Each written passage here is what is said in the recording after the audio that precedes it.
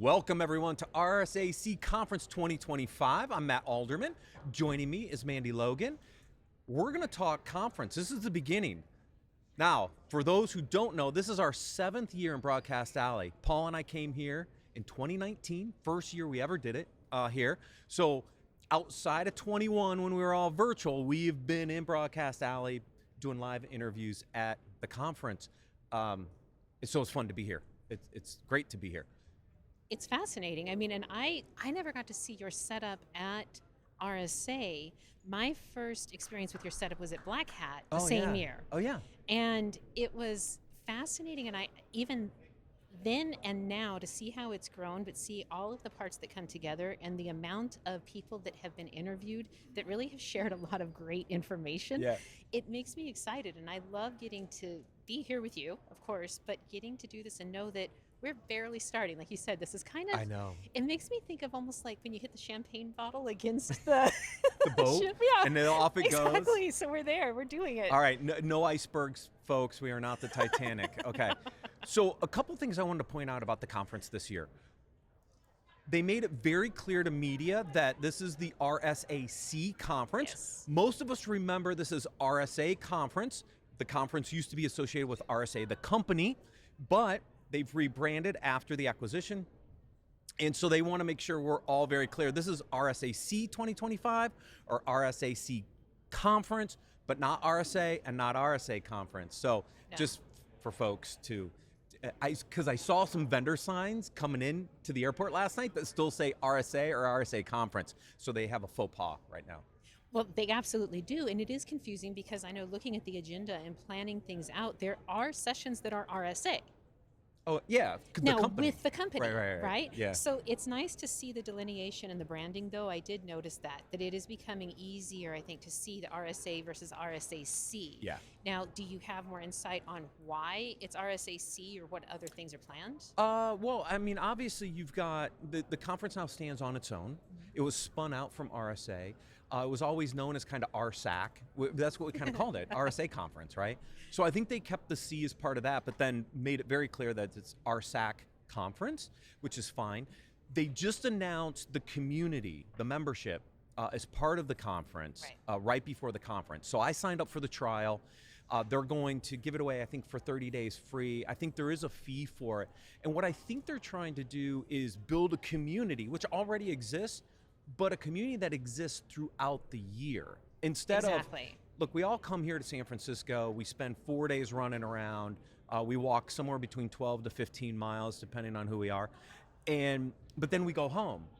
The community, the membership is, I think, meant to engage people all the time, throughout the year, and use that to drive more engagement, and I'm excited about it, because it's something I pitched to the conference team a couple years ago, that how do you get them, how do you engage with the audience when you're not at conference, right? And so that's a new announcement. I think that'll be interesting to see how many people, sign up for the trial and kind of where that goes. So do you feel like with this, now my understanding was the one RSAC, so really focusing in on community and it being on a global initiative to make sure that there was access. Now, in your opinion, do you think with having the RSAC community that it will allow more people from around the world who can't attend San Francisco to actually feel like they're diving in more? I hope so. I mean, I was on a flight last night with somebody from Helsinki. There hasn't been really an RSA conference in Europe for a while. Singapore still has one, I believe. I don't think the one in Abu Dhabi is going anymore, but it should allow for others to engage even if they can't be here. Now, luckily people are flying in for this event, which is good, but yeah, I hope so. Because I used to attend Abu Dhabi and Singapore on a regular basis for years, and it's great to see those events, and it's great to see people in those events learning and getting education, so hopefully this bridges the international gap as well. I agree. So are there other things for this conference in particular that you have your finger on, or what are you looking at? Well, so I look at this conference more from a business development perspective, right? I think about who's the new players on the block, what's the emerging technology. So I will tend to do things like go to Early Stage Expo, because I want to see all the new players. I want to see what they're doing. And we can talk about what I expect to see over there in a second. Then I go to the main floor, and I don't go to the main vendors except for to say hi to my friends, but I usually go to the outskirts, right? I go down the sides and along the back because I want to see the smaller players. I want to see who's emerging and what their capabilities are. Paul and I always talked about this. What's your differentiation? What's going to differentiate you as a security solution? So I want to go see those new startups and those new companies and see what they're doing. I'm an engineer, so I like the technology part of this. Now, you're a little different, though. I think you come for the education. I do. So coming more from the education hacker world like this, to me, I guess approaching any conference like this, I look at the wealth of information that's from the individuals that are there, but also from the programs, everything that has been set up. And so I do, even though it's similar, like I absolutely zone in on new vendors, people who have not exhibited here before, those who are bringing something fresh to the table. That's where I always gravitate. But I also really like to look at things, since I get to be here in person, then I like looking at the things that I can't get the recordings for. Right. Okay. Right? Yeah. So birds of a feather or learning labs or CTFs, and some of the, I think there's other little minor training sessions inside different booths that have piqued my interest. And so setting up an agenda to try to get cram in all of those things. While you're also doing interviews for us. While also doing interviews, right. But it is fascinating, and I feel like getting to be here in person is, it's like a cavalcade of layered ability to learn all the time, plus get what is coming, what is happening. So, and with you being on the business development side, what are you thinking is going to be big this year? Yeah, so obviously artificial intelligence is going to be big. The question is from what angle, right? So I think we're going to see AI usage. So there I want to see how people are actually leveraging artificial intelligence to improve their product. I don't want to see a chatbot. I don't want to see a co-pilot. I want to see some advanced artificial intelligence stuff, because we're actually, the company I work for, CyberRisk today, we're building some advanced models, right? I want to see who's actually leveraging the advanced artificial intelligence stuff in their platforms to solve problems, and what problems are they solving with that. So that's one angle of AI that I think will be really interesting to kind of suss out while I'm here, is who's actually using something beyond just generative and LLMs, right? Because there are some other use cases out there that could really solve some interesting problems. So I want to go find that angle on AI. I think we're going to hear a lot about AI governance and security, how to protect the AI models. That was going to be my next thing. So, right, there's the side of actually getting to use more advanced AI and doing novel things like that. But then I am also intrigued on, like, what's the securing on the AI that's currently being deployed already? Yeah.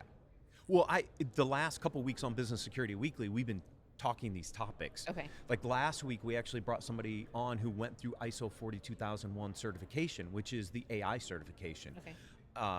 So yes, that topic is going to be interesting, and there's going to be platform solutions out there that help you get through some of the controls around that to help you get certified. So I want to see from the security governance side who's out there.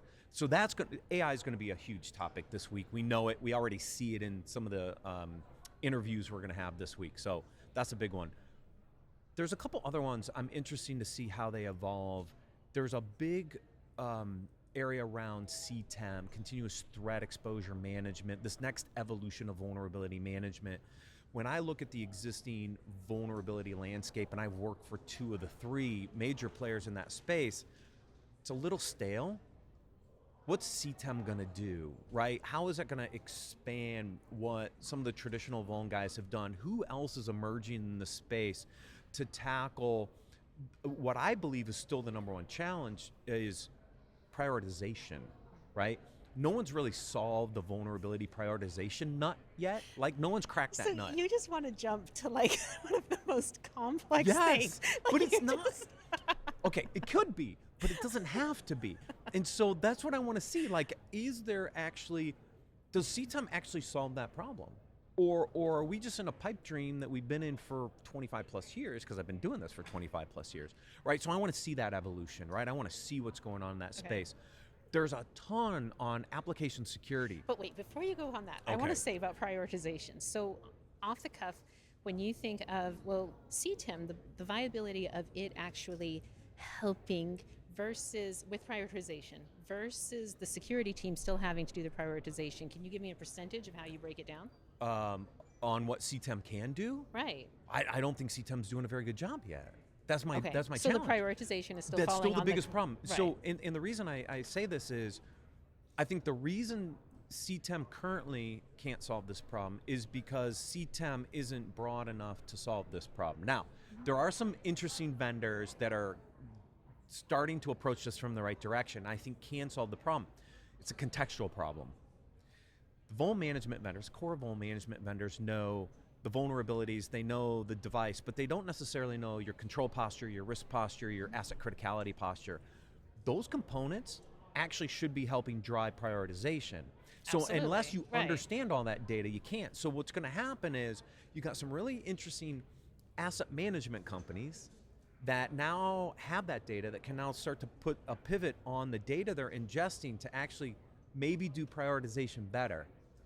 Okay, but still ranking based on the overall the know-how of the team. It would still Well, have to no, come not from necessarily. It the security. doesn't have to.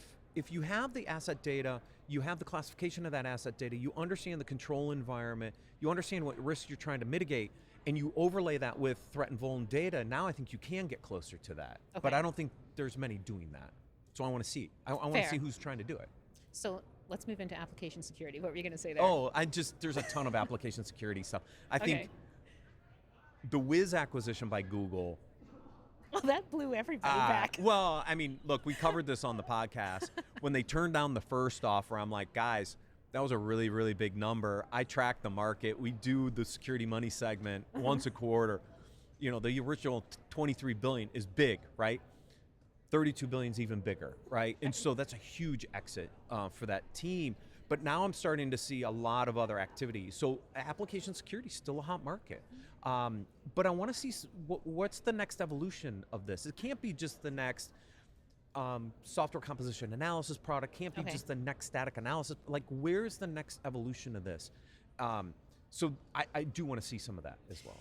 And with the next, I fully agree. And I guess my mindset comes back to that, well, it's basic. We're going to have applications increasing Yes. exponentially forever, just Yes. as with We're digitized bots, now. you know, as with agents on our internet traffic and everything being non-human. This is what we are going for. So what I hear that's refreshing is I think you're looking at application security, trying to look at, well, then what do we do that actually encompasses where this is going in 10, 12, 15 years, Yeah. not what we are already Ready battling. doing. Yeah.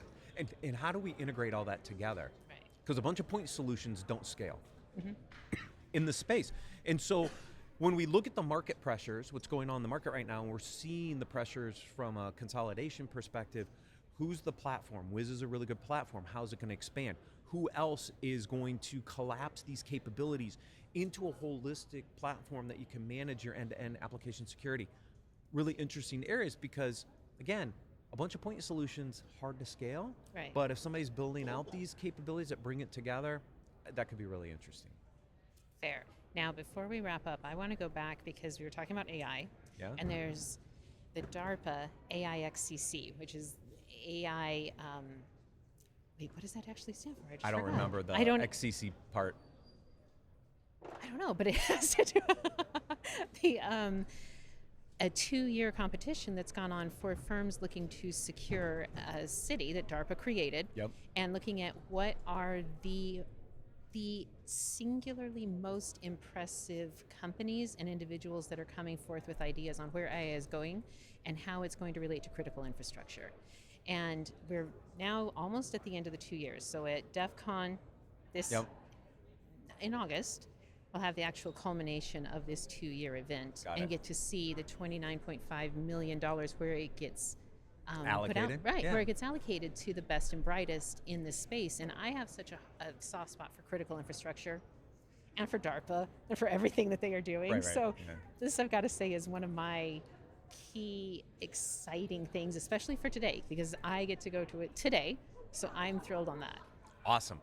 The best AI poster I saw coming in is Airbnb. It says A, EYE, and it's a picture of a house that looks like an eye, and it said something like model design or something like that. I thought that was kind of a that's cute cool. billboard. Yeah, anyways. Oh, that's good. All right, folks, we've begun. We are getting close to starting our interviews. Hang tight. We'll be back with more interviews.